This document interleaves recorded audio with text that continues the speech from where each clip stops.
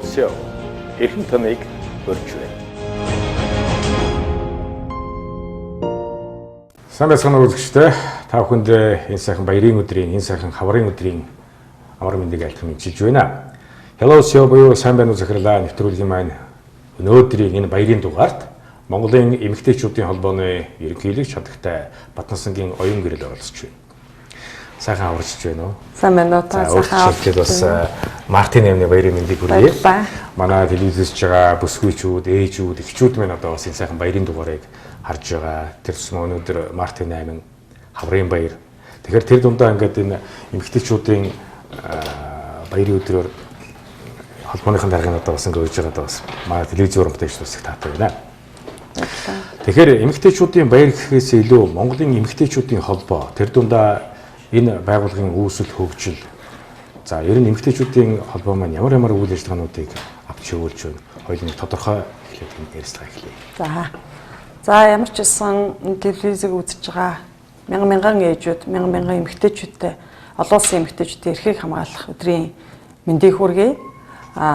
Монголын эмэгтэйчүүдийн холбооны ерөнхийлөгчээр сонгогдоод би одоо 4 орчим сар ажиллаа хийгээд явж байна. Өчигдөрхөн хүчирхийллийн эсрэг хүн бүрийн оролцоо гэж чуулганыг бид төрийн ордонд анх удаа зохион байгууллаа. Энэ бол үндэсний хэмжээний улс орон даяар одоо бүхий л улс орныхоо өнцөг булан бүрээс эмэгтэйчүүд, ээжүүдийг оролцуулах гэж хичээж бид бүх сунд, бүх хороо, бүх аймаг, бүх дүүргээс ингэж тэгээд иргэний нийгмийн 100 гаруй байгууллагын төлөөллийг оролцуулсан юм сайхан чуулган боллоо. Ер нь Монголын эмэгтэйчүүдийн холбоо анх байгуулагдахдаа 1924 онд байгуулагдсан. Энэ жил манай 95 жилийн баялаг хүүхдтэй тийм ээ. 95 жилийн ой маань болж байгаа. Анх байгуулагдахдаа эмэгтэйчүүдийг бичиг үсэг сургах, эмэгтэйчүүдийг сонгуульд санал өгүүлэх гэсэн ийм зорилготойгоор энэ байгууллага үүсгэн байгуулагдчихсан. Энэ 95 жилийн түүхэн хугацаанд өнөөдрийг хүртэлх Монгол Улсын түүхэнд энэ эмэгтэйчүүдийн байгууллагын хувь нэмэр бол маш их үүрэг оройлтой байсан гэж үздэг. Ер нь бол магадгүй өнөөдрийн энэ эмэгтэйчүүдийн бидний байгаа байр суурь, өнөөдрийн боловсролтой, сэхэтэн, оюунлаг энэ эмэгтэйчүүдийг бий болгоход энэ эмэгтэйчүүдийн байгууллагын үүрэг бол асар их байсан гэж түүхэн одоо баримтчүүдийг харахад байдаг. Мэдээж өнөөдөр бид бас энэ эмэгтэйчүүдийн байгууллага 95 жилийн түүхэн ойн энэ ирмэг дээрээ бас бид юу хийж бүтээж чадах вэ? Бидний бас энэ түүхэнд оруулах хувь нэмэр юу вэ гэж үзэж бид өнөөдөр ярилцаж бас хүмүүс одоо хамт олонтойгоо хэлцэж байгаад энэ нийгэмд одоо эмэгтэйчүүдийн манлайлал, оролцоо, хамтын ажиллагааг хангаж соён гэгэрүүлэх энэ нийгмийг соён гэгэрлийн энэ одоо түүхэн үүрэгт эмэгтэйчүүдийн одоо оролцоог нэмэгдүүлэх, эмэгтэйчүүдийн байгууллагаар одоо манлайлалыг бий болгож, ээжүүд, эмэгтэйчүүд, эхчүүдийн оролцоог хангаж энэ одоо нийгэмд соён гэгэрүүлэх үндсэн үүрэг одоо юмыг зохион байгуулж оролцох гэсэн юм одоо байдлаар саяны чуулганыг зохион байгууллаа. Ер нь бол эхчүүд, эмэгтэйчүүд, ээжүүд гээд эртээр үеэсээ л хатан ухаан, зөөлөн сэтгэл гээд бүгд л ярьдаг те. Тэр үүрэг маань одоо яг хэрэгтэй цаг үеийн иржээ. Тэ өнөөдөр нийгэмд хүчирхийллийн асуудал, гэр бүлийн асуудал бас нэлээд анхаарах юм одоо байдалтай би болсон учраас бид яг энэ дээр бол ээжүүд, эмэгтэйчүүд нэгдэж дуу хоолойгоо нэгтгэх одоо ийм түүхэн цаг хугацаанд иржээ гэж ойлгосон. Тэгэхээр яг зүгээр миний мэдээ өөрөө бас сэтгүүлч мэрэгжилтэй хүн. Тэгээд сэтгүүлч хүний бас бодол бас байдаг штэ. Жирийн хүнээс бас нэг өөр. Тэгэхээр энэ Монголын эмэгтэйчүүдийн сая өөрөө ярьлаа Монголын эмэгтэйчүүдийн байгууллага гэдэг маань 1924 оноос үүслэг штэ. Өнгөрсөн нийгмийн үеэс хойш энэ их том айлыг энэ их олон Монголын эмэгтэйчүүдийг авч явахад асар их ажиллагаа явуулж исэн. Мундаг үеийн олон сайхан удирдагчид ээж нар бүсгүйчүүд байсан. Одоо өөрөө бас тийм нэг чинь. Тэгэхээр одоо энэ нийгэм өөрчлөгдөхийн хэрээр одоо энэ байгууллага маань жоохон хумигдаад байгаа мó эсвэл тэр оролцоо нь одоо шал өөр тийшээ болоод байгаа. Энэ төрөөс баримтлах бодлого энэ танаа байгууллагатай төрөөс баримтлж байгаа үзүүлж байгаа тэр нэг зүйлүүд нь хуучин бол маш их хүчтэй байсан. Тэгээ ер нь яг энийг айгүйх олон хүмүүс асуудаг. 90-аад он хүртэл Монголын эмэгтэйчүүдийн холбоо гэдэг энэ байгууллага Монголын эмэгтэйчүүдийн хороо гэдэг нэртэй байсан. Тухайд бол төрөөс бүх санхүүжилтийг нь гаргадаг, төрийн бодлогыг хэрэгжүүлэгч бараг агентлаг одоо яам шиг юм статустай үйл ажиллагаа явуулдаг байсан. 90-ад он гээд хоёр нийгмийн одоо зааг солилцол дээр бол энэ байгууллагын санхүүжил бүх юм байхгүй болсон. Сүүлийн 20 жил мэдээж яг төрийн бус байгууллага санхүүжилтгүй болоод ирэхээр яах вэ те үйл ажиллагаанд доголдож эхэлнэ. Энэ бол үндэсний хэмжээний байгууллага аймаг суманд салбар зөвлөлтөө ямар ч санхүүжилтгүй болоод мэдээж төсөл хөтөлбөр гээл ерөөсөө энэ нийгмийн зааг одоо юм дээр бол энэ байгууллагын үйл ажиллагаа асар их доголдсон. Эргээд одоо энэ байгууллагын үйл ажиллагаа сэргэж эхэлж байна. Ер нь бол яг ямар ч байгууллага цаашлаад үйл ажиллагаа явахад ерөөсөө ярих ганц юм санхүүжилттэй жидэг. Санхүүжилттэй байх юм бол үйл ажиллагааг ямар ч байдлаар зохион байгуулж хийж болдог. Гэхдээ бид одоо санхүүжилтгүйгээд хараа суугаад байх биш. Бид өөрийнхөө одоо чаддаг зүйл, мэддэг зүйл те одоо олон улсын төсөл хөтөлбөр хамтын ажиллагаа төр засагтайгаа бас ямар байдлаар хамтарч ажиллах уу гэд олон ажлуудыг бид нар санаачлаад эхлүүлээд явж байна. Энэ удаагийн чуулганыг хүртэл бид нар Монгол Улсын ерөнхий сайдын ивэл дор хөдөлмөр нийгмийн хамгааллын хамтаа хамтран зохион байгуулж байна. Магадгүй ямар ч байгууллага үйл ажиллагаагаа сэргээгээд хийгээд явах юм бол боломж гарч бол байдаг. Тийм болохоор бид бол санхүүжилт байхгүй хэцүү байна гэж харж суух гэхээсээ илүүтэй байгаа нөөцөө ашиглаад боломжийг хараад явах нь одоо зөвөө гэж ойлгож байгаа. Танай байгууллага одоо зөвхөн Монголын эмэгтэйчүүдийн байгууллага маань одоо олон улсын бараг 40-50% гэрээ конвенцэд нэгдэж орсон байдаг. Энээс одоо энэ олон улсын хэмжээнд хэрэгжих нэгөөр манай Монголдоо энэ Монгол одоо эрсдэс уур амьсгалтай энэ нөхцөлд өнөөдөр Монголын эмэгтэйчүүд бусад орны эмэгтэйчүүдийн адилын жишг бол энэ харилцсан адилгүй орон орны ялгаа өөр шүү дээ. Тэгэхээр зөв энэ тал дээр бас тэр гэрээ конвенцтэй холбогдуулаад энэ холбогдох ямар нэгэн энэ одоо акт байдаг юм уу, протоколууд байдаг юм уу, энийг одоо хэрэгжүүлэх тал дээр боломжууд ямар байдгийг, энэ хэрэгжиж байгаа юу? Хэрвээ хэрэгжихгүй байгаа бол энийг одоо Монгол талаас нь одоо Монгол ах уу гэж бид нэр ярьдаг шүү дээ. Энэ талаас нь ингэх юм бол одоо ямар хөө боломжууд гаргалгаа шийдлүүд байдаг юм. Тий, одоо бол яг 2030 он хүртэл дэлхийн нийтийн доктортой хөгжлийн асуудал гэдэг энэ асуудал өөрөө эмэгтэйчүүдийн асуудал гэдэг дээр ер нь гол фокус одоо юм явж идэг.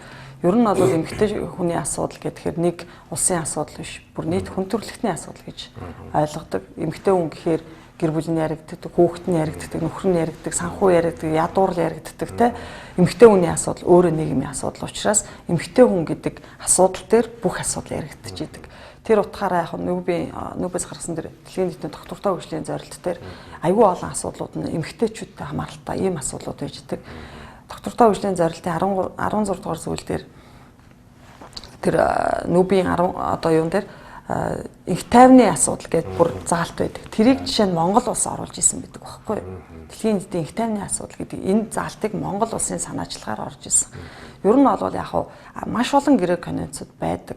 Хэрэгжүүлж байгаа ч байна, хэрэгжихгүй байгаа ч байна. Тэгэхээр ер нь цаашдаа эмэгтэйчүүдийн байгууллага төртөө яаж хамтарч ажиллах вэ? Олон улсын байгууллагатай яаж хамтарч ажиллах вэ? Дэлхийн нийтэд бид бас одоо өнөөдөр чинь дэлхийн өөрөө хил хязгаар гэдэг юм байха болцсон. Хил, соёл, шашин шүтлэг, үйл хамааран бид ямар ч байдлаар хамтарч ажиллах нөхцөл болцоо бий болцсон. Энэ цаг үед бол бид нар олон улсын байгууллага, олон улсын эмэгтэйчүүдийн байгууллагатай хамтарч ажиллах бүрэн болцоо байгаа. Өмнө нь манай эмэгтэйчүүдийн холбоос гадны улс орны нууд ижил төстэй үйл ажиллагаа болдог эмэгтэйчүүдийн байгууллагатай хамтын ажиллагаа байсан гэвэл байсан.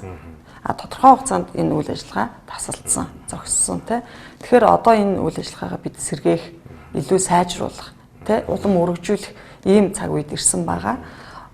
Дэлхийн эмэгтэйчүүдийн дээд чуулган гэж байдаг. Тэнд Монголын эмэгтэйчүүдийн холбоо гишүүн бүр албан ёсны 7хан байгууллагын нэг нь манай улс. Тэгэхээр дэлхийн эмэгтэйчүүдийн дээд чуулган жил болгон чуулганаа хийдэг болдог. Жилд нэг удаа зохион байгуулдаг. Энэ жилийнх бол Швейцар улсад болно. 7 сарын ихээр зохион байгуулагдах чинь энд бас манай эмэгтэйчүүдийн холбоо оролцсон. Оролцохдоо бид бас засгийн газартай хамтарч оролцохоор ярилцж байгаа. Ер нь бол яг дэлхийн эмэгтэйчүүдийн дээд чуулганд эмэгтэйчүүдийн байгууллага нь оролцохоосоо илүүтэй бас тухайн улсын засгийн газар эмэгтэйчүүдийн асуудалтай яаж хандаж, эмэгтэйчүүдийн асуудлаа яаж анхаарч ажиллаж ийн гэдг нь илүү чухал асуудал байдаг учраас тухайн улсын засгийн газар тэр эмэгтэйчүүдийн чуулганд оролцсон гэдэг бас маш том алхам гэж хардаг. Тэгэхээр энэ жил бас манай одоо Монгол Улсын засгийн газраас энэ дэлхийн эмэгтэйчүүдийн дээд чуулганд оролцохоор бид бас ярилцж байна. Цаашлаад энэ дэлхийн эмэгтэйчүүдийн дээд чуулганыг Монгол улсад зохион байгуулах асуудлыг бид одоо саналаа тавиад явж байна. Тий. За хоёулаа амьдрал руу жоохон ойртъя. Яг тийм бол за Монголд эмэгтэйчүүдийн гэр бүлийн хүчирхийлэл одоо өнөөдөр нийгмийн одоо энэ үйл ажиллагаагаар болоод их өөрчлөжээ. Хүний эрх эмэгтэйчүүд эрх гэл одоо зөндөө ярих юм. За тэгээд тэнд нь одоо ингээл тодорхой хэмжээний байгууллага за жишээ хүний эрхийн конвенцтэй. За Монголын эмэгтэйчүүдийн одоо юу гэдгийг за тэгэл хууль хүчний байгууллагууд ингээд оролцоод эмэгтэй ямар нэгэн халахад өртлөө гэхэд хуулийн байгууллагатай ханддаг. За тэгээд бол тэр нь яг тэр асуудлаараа хуулиараа шийдэгдээ явцдаг байх. Тэгэхээр зэрэг энэ тал дээр одоо танай байгууллага дээр ингээд янз бүрийн эмэгтэйчүүд ирээд тус цаа авах ч юм уу ирээд одоо зовлон жаргалаа ирээд ийм юу одоо байдаг юм уу? Хуучин бол хуучин нийгмийн тогтолцоонд бол тэр эмэгтэйчүүдийн байгууллага тэр юм нь одоо тэр лүгөө одоо нийгэм рүү чиглэсэн асуудлууд их том хийдэг байж. Одоо бол ингээд яг юм ингээ өөр болохоор зэрэг ингээд зөвхөн нэг тус тусынхаа юун дээр очиод яачдаг. За ингээд нийтэд тараагаад яах вэ гэсэн юм бас юм боддог байх. Жишээ нь нэг эмэгтэй хүн байлаа гэхэд ингээд янз бүрийн эрх зөрчигдсөн байлаа гэхэд тэрийг за одоо тэр холбоонд очиод яах вэ би энэ хуулиараа яваа зүгээр энэ асуудлаа шийдчихье. Гингүүд л тэн дээр нь одоо эмэгтэйчүүдийн байгууллага эмэгтэйчүүдийн ямар нэг юм оролцдог юм уу хамгаалдаг юм уу дээгүүрээ хуулиараа яриад байхын амьдрал дээр хэрэгжсэн юм ерөөсөө их ховор байдаг. Тэгэхээр зэрэг энэ тал дээр ер нь өөрөө чинь хувь хүний бодол ер нь яг ямар байдаг юм бэ эмэгтэй хүн гэдэг талаас. Өнөөдөр бас ингээд Мартин манай телевиз үзэж байгаа ирхэн бүсгүйч та бүхэндээс давхар баярын ДГ телевизээс хүргэж байна. Тэгээд өнөөдрийн зочноор Монголын эмэгтэйчүүд холбооны ерөнхийлөгч Уйгуурал оролцож байгаа маа. Тэгэхээр зэрэг энэ тал дээр бас та бүхдийн бодол дор ч гэсэн бас эмэгтэй хүн таа ч гэсэн бас дотроо бас нэгийг бодох хэрэгтэй байх. Ер нь Мартин 8 гэлтгүү эмэгтэйчүүд маань ер нь би ер нь яах вэ цаашдаа яах вэ би ер нь миний эрх зөрчигдүүл яах вэ гэсэн юм бодол хүн болгонд л байдаг баг. Таны хувийн бодол. Ер нь яах вэ эмэгтэйчтэй холбоо гэхээр над руу янз бүрээр л холбогддог. Манай байгууллага дээр ч янз бүрийн хүмүүс ирдэг. Ер нь яг Монголын эмэгтэйчтэй холбооны үүрэг юу вэ? Тэ? Бид бас энэ эмэгтэйчдийн холбоо гэдэг энэ байгууллага Монголын эмэгтэйчдийн өмнө ямар үүрэг хүлээх ёстой вэ гэдэг ингээд яг манай байгууллагын үүргийн асуудал чи яригдчих эхэлнэ л дээ. Өмнө нь та түрүүн хэлсэн өмнөх одоо үед социализмын үед ч гэдэг юм өмнөх нийгэмд бол энэ байгууллагын үүрэг өөр том байсан, өөр байсан гэдэг үнэн тий. Үнэхээр тэнд бол бүхэл бүтэн төрийн бодлого явдаг байсан. Энэ байгууллагаар дамжиж төр нь өөрөө энэ байгууллагаа дэмждэг байсан тий. Одоо бол бид зүгээр л яг үндэ нэг сэтгүүлээ зарах ч гэдэг юм уу хүмүүсээс хандив дэмжих байх гэж найдаж байгаа. Одоохондоо бол бид нар төрөөс ямар нэгэн байдлаар нэг төрөгч аваагүй, төрийн дэмждэг байдгүй. Тий. Ер нь бол яг хуу Солонгос, Хятад гэдэг юм уу ингээд сая хэд хэдэн улсаар би явсан. Тэгэхэд тэр эмэгтэйчүүдийн байгууллагыг нь бол төр нь дэмждэг. Жишээ нь Хятад улс бол зөвхөн эмэгтэйчүүдийн байгууллага нь 70,000 хүн ажилладаг. Төв оффист нь 2,000 хүн ажилладаг. Тий. Бараг одоо яамны статустай үйл ажиллагаа болдог. Солонгос улс гэхэд зөвхөн эмэгтэйчүүдийн тусдаа бие даасан яамтай. Эмэгтэйчүүдийн судалгааны төвт ахаад эмэгтэйчүүдтэй холбоотой энэ гурван байгууллагыг гурван төрөөс нь дэмждэг. Энэ гурван байгууллага яг өөр өөрийн гэсэн үүрэгтэй тий одоо яамд бодлогыг хийж өгдөг бол эмэгтэйчүүдийн судалгааны төв нь яг л одоо нийгэмдэр эмэгтэйчүүдийн асуудал, гэр бүлийн асуудал, хүүхдийн асуудал гэдэг тэн дээр бодит судалгаануудыг кейсүүдийг гаргаж ирдэг. Эмэгтэйчүүдтэй холбоо нь тэнд гарсан бодлогоо хэрэгжүүлдэг. Тэ хүмүүс рүү хүргэдэг. Энэ гихч нь ингээд өөр өөр юм байж болдгүй. Манайх мөнгө санхүүгээ төрөөс баримтах бодлого нь одоо тийм өөр байдаг юм уу? Миний бодол жишээ нь сая хэлэгвэл чинь солонгос тийм байдаг бол Монголд яагаад эмэгтэйчүүдийн яам гэж тийм юм байдаг.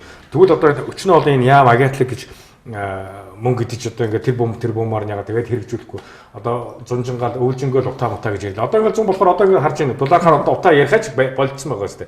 Тэрний хооронд эмэгтэйчүүдийн асуудлыг дэвшүүлдэг. Өнөөдөр эмэгтэйчүүд цалинтай, цалингүй, мөнгөтэй өрх толгойж маш олон эмэгтэйчүүд байгаа. Зарим бүр одоо нуух явах нийгмийн байдал юм байгаа юм чи бие өмлөж эхлэж байгаа эмэгтэйчүүд бүсгүйчүүд маш их бай.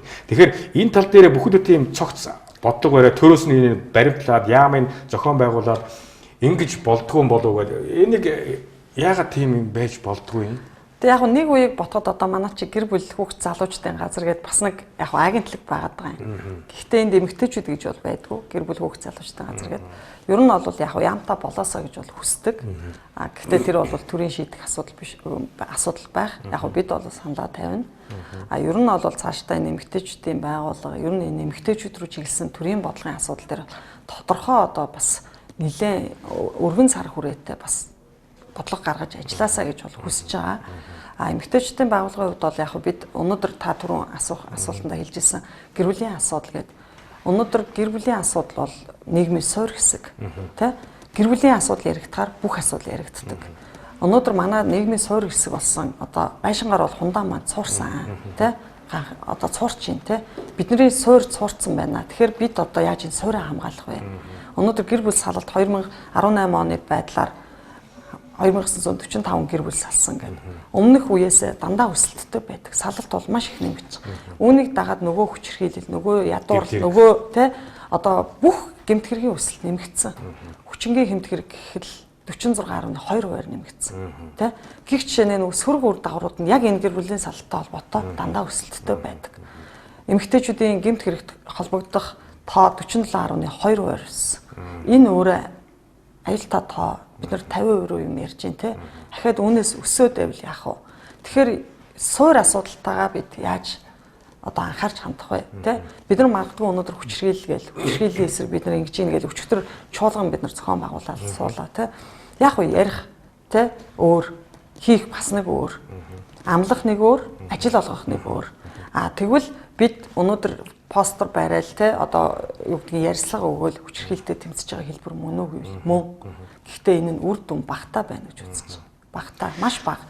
Тэгэхээр гэр бүлийн асуудал гэдэг одоо сая энэ чуулганаар бид үндэсний хөдөлгөөн өрнүүлж тийм энэ хөдөлгөөний зорилго маань ер нь бол Монголын эмэгтэйчүүдийн холбоо 3 сарын 7 гээд энэ эмэгтэйчүүдийн эрхийг хамгаалах өдөр 3 сарын 8-ны өдөр. Өнөөдөр бид эрхийн асуудлаа ярьж байна. Ярина. Цаашдаа ч ярих болно. Гэхдээ илүү өөрийнхөө асуудлыг бас ярих цаг болжээ гэж ойлгож байгаа. Эмэгтэйчүүд бидний өнөөдөр нийгэмд хүлээх үүрэг маань юу вэ? Их хүний хуваар, эмэгтэй хүний хуваар, ээж хүний хуваар бид өнөөдөр ямар энэ үүрэгтэйгээр энэ нийгэмд оролцож байна гэдэг. Гэр бүл салтын асуудал ярихаар эмэгтэйчүүд ахаад яригддаг. Айл гэр өмөлж байгаа хүмүүс ихэвчлэн эмэгтэйчүүд байна. Нэг нэг хэлэхэд те. Энд магадгүй одоо эмэгтэйчүүдийн байгууллагын хүн ирчээд эмэгтэйчүүдэд муулаад сууж ийн гэж хүмүүс одоо битээ ойлгосоо гэж би хүсэж байна. Бодит байдал ийм л байна. Тэгвэл бид өнөөдөр үүргээ ярих цаг болжээ. Тэ? Өнөөдөр бид нар энэ нийгмийг муу муухай гэж шүүмжлэх гэхээс илүүтэй яаж зөв болох вэ? Яаж зас сайжруулах вэ? Энд бидний үүрэг оролцсон харин ямар байна вэ? Тэ? Ирчүүдээ бид яаж хамгаалах вэ? Хөвгүүдээ яаж зөв хүн болгох вэ?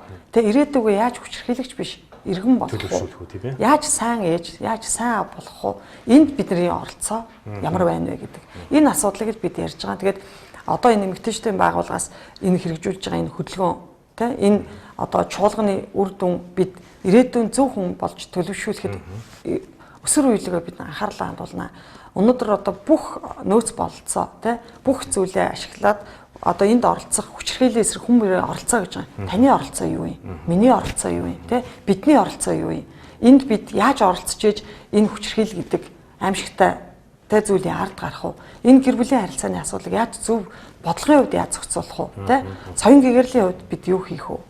Ирээдүйн зөв хүнийг яаж төлөвшүүлэх вэ гэд олон ажлууд байна. Энд бол Монголын эмэгтэйчүүдийн холбоо, Монголын эмэгтэйчүүдийн энэ байгууллагын түүхэн үүрэг гэж бид харж байгаа. Өсвөр үеийнхөө чиглэсэн бид нар маш өргөн цар хүрээтэй тогтмол соён гэгэрлийн ажлуудыг зохион байгуулахаар одоо бэлтгэл ажилдаа ороод одоо энэ сараас эхлээд бид нар өсвөр үеийнхөө дунд сургууль руу лекц сургалт семинаруудыг одоо тогтмол зохион байгуулна гэсэн ийм төлөвлөгөөтэй ажил. Эмэгтэйчүүд форум зүгээд төр зүтгэж байгаа маш олон эмэгтэйчүүд байна, ээж нар байна. Эдрийн чиглэл рүү асуулсан хандвал эдгээр хэдий форум зүгөө төрөөс явж байгаа ч гэсэн цаана гэртээ ч форумоо тайлахад хувь амьдрал нь хэцүү байдаг. Нөхөр нар агсан цогтуу тавилах ч юм уу, ямар нэгэн байдал санхүүгийн хувьд ч юм уу.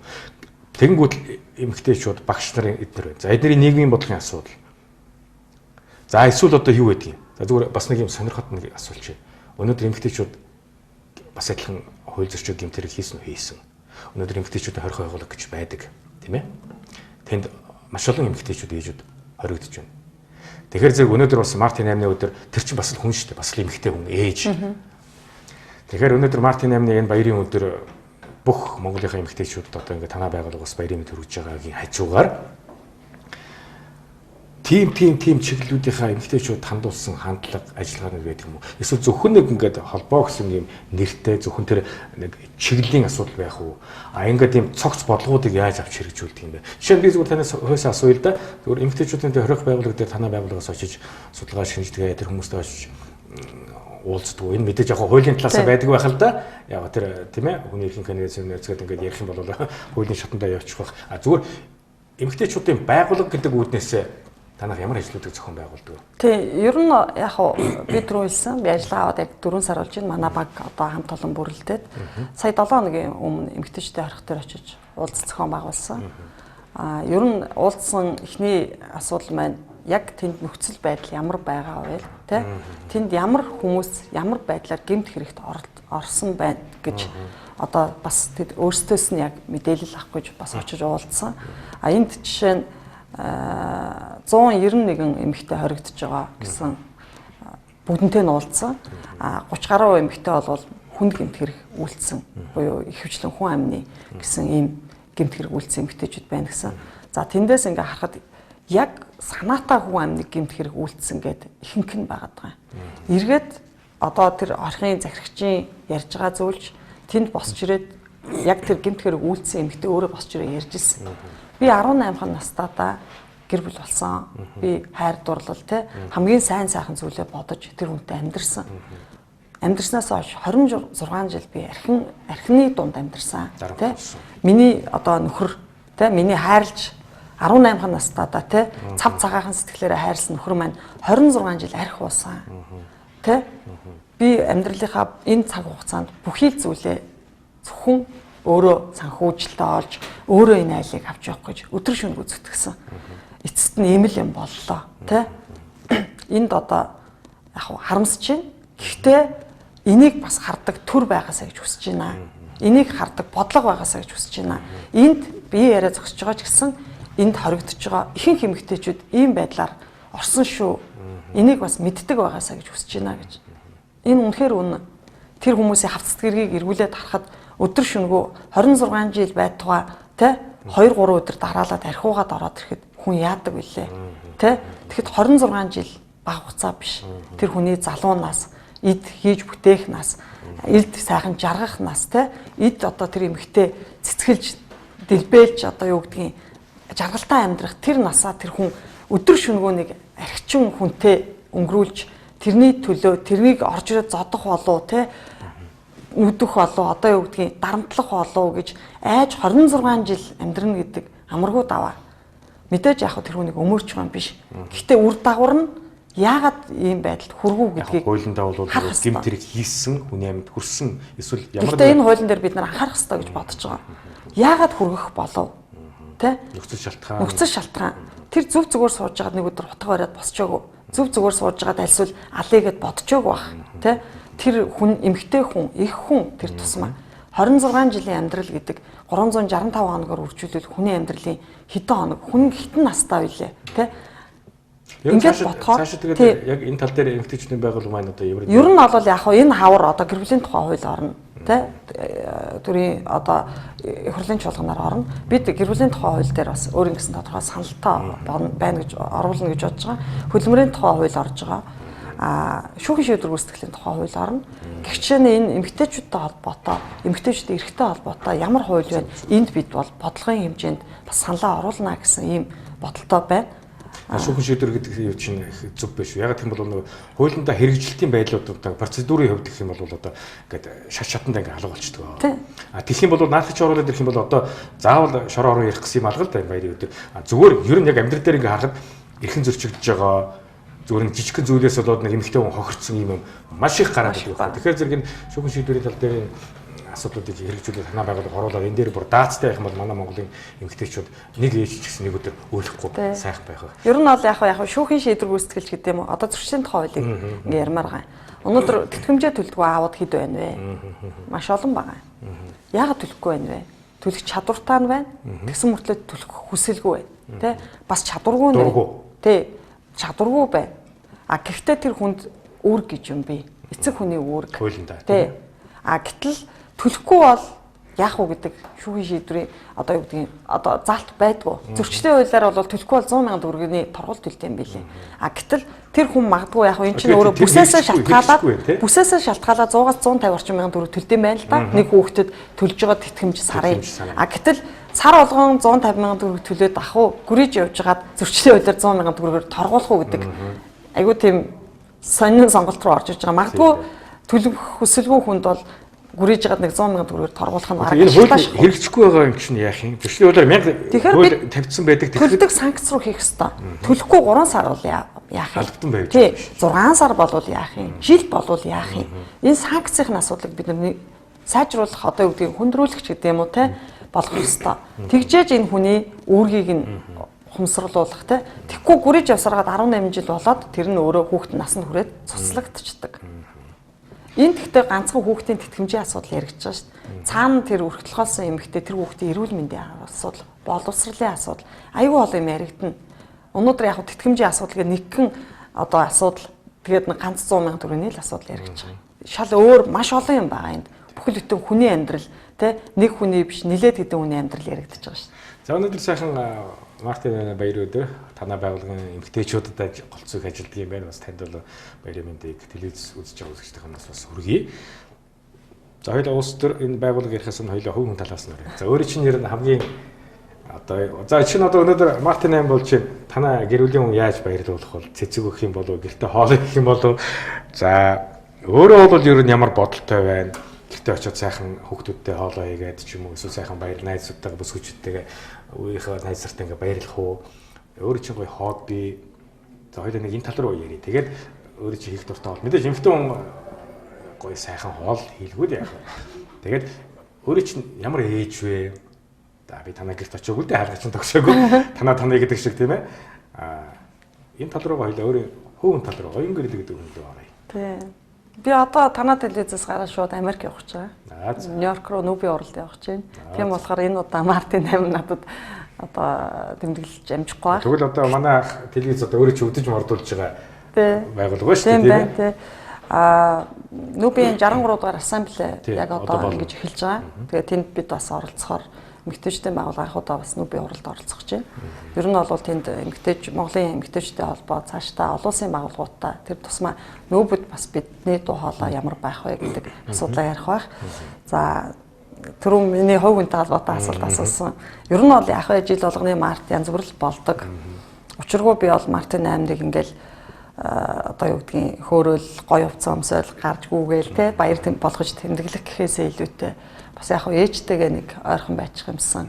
Ээжигээ нэг баярлуулчих юмсан. Ээжтэйгээ байхад би баян байдаг. Баярлуулчих юмсан гэж боддог. Гэхдээ тэр болгон заримдаа амжих амжихгүй зүйлүүд байдаг л да.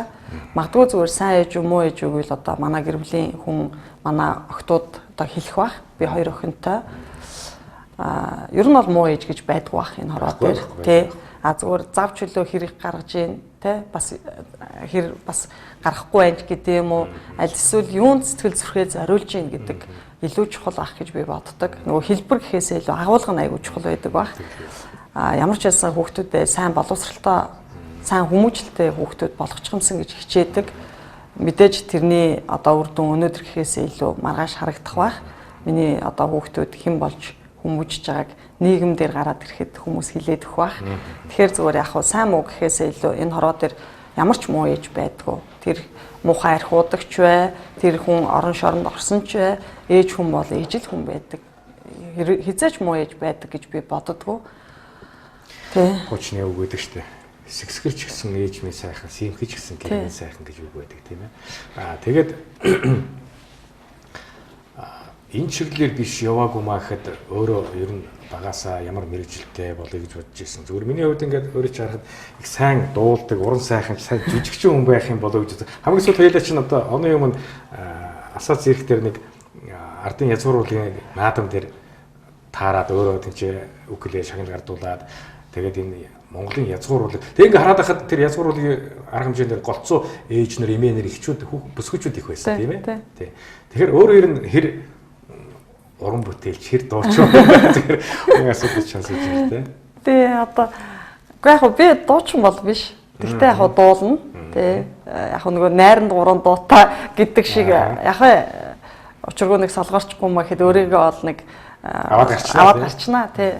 Тэгээд яг мэдээж эмэгтэй хүн учраас хоолч хийн, дууч дуулна тий.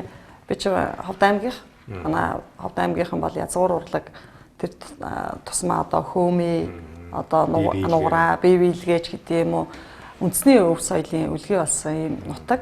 Тэгэхээр бас тэр нутгийн охин байна. учиргүй бас хоосон байхгүй байлгүй дээ тийм За ээ. ингээд телевиз үзэгчдээр зориулаад бас өөрийнхөө сэтгэлийн сайхан үгээд баярын мэдээ өгшөлтгүй юу. Тэгээ ямар ч байсан өнөөдөр олон улсын эмэгтэйчүүд эрхийг хамгаалах энэ өдөр урьж намайг энэ сайхан нэвтрүүлэгт оролцуулсан танаа хамт олонд маш их баярлалаа.